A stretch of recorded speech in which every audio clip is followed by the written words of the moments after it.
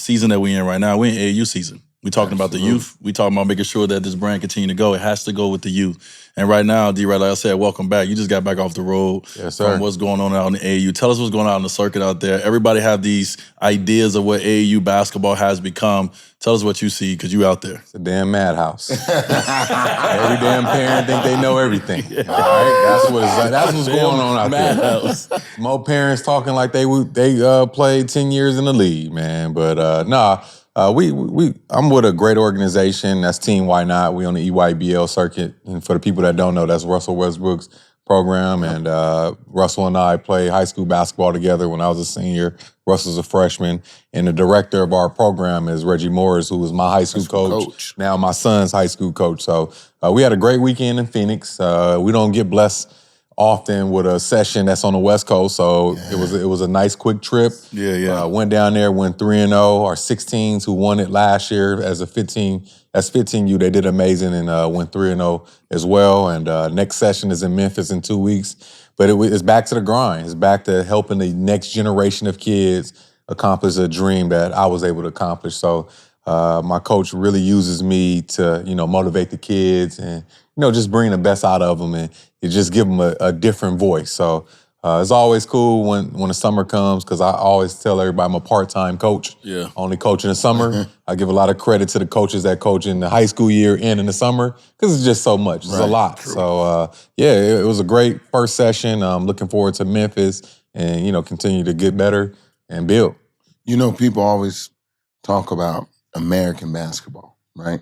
We're always comparing American basketball to European basketball and talk about how European players are more skilled. I'm going against the grain on that. American players are more skilled. They train all week. Most players are training, practice, training, then they play all weekend. They're talking about in Europe how they practice, team practice. But team practices are different than individual practice when you're putting in. Our players in today's game in AAU are so skilled, and it's driving the level of what kind of skill level set that you can have.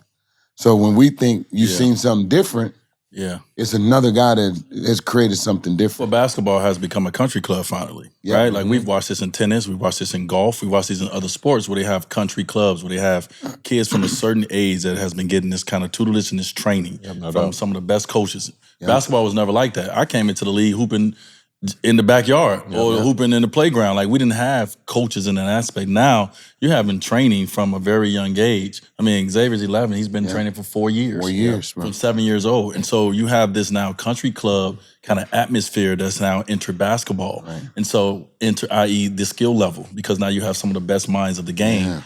Teaching skill. This never was something that was taught in our game. It was not skill. It was like people used to go to Hakeem to learn how to do the dream shake. Come on now. Can you teach me that post move? I can do that in the mirror.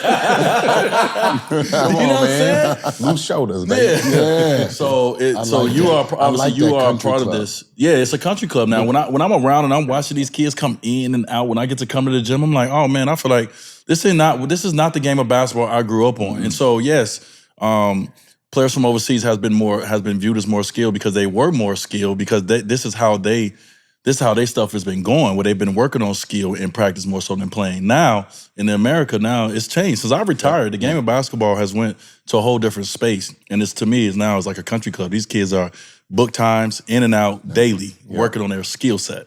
I travel, and we travel with basketball everywhere. You're talking about every country. And our kids here in the United States of America are 10 times as better as any kid in the world. Now, what happens in the world is they get one good one, and we compare that one good one to all of ours. Yeah, no doubt. Just the one good one come out. I do have a devil's advocate point to ask. Okay. You have, I agree with you on the skill. That's you can see it. There's no denying that.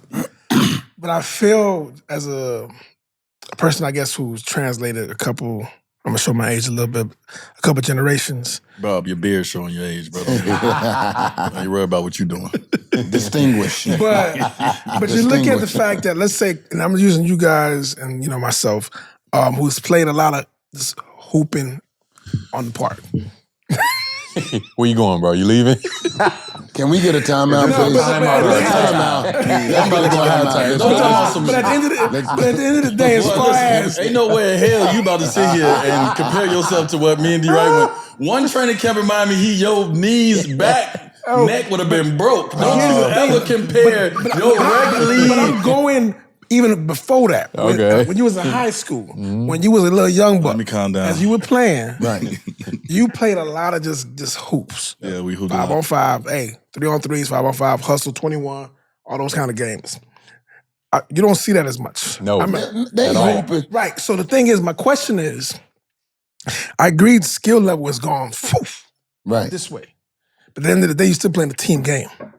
And you're trying to figure out how to as an old head watching these young guys play, I feel like when I watch it now, as much as skill as I see, I'm seeing skills that I have never seen before. Mm-hmm. But I'm looking at the fact that I feel like on the team game, and you guys can talk about it a little bit more specifically, and you can, as a coach, how different is it from like when you came up to what you see now as far as like how to create, how to like be able to just play free? You know what I'm saying? Because sometimes when you can almost get too much skill and you play with just, I got to get into my skill back. Like even in video game, right? You can pick up like all of these like weapons. Right.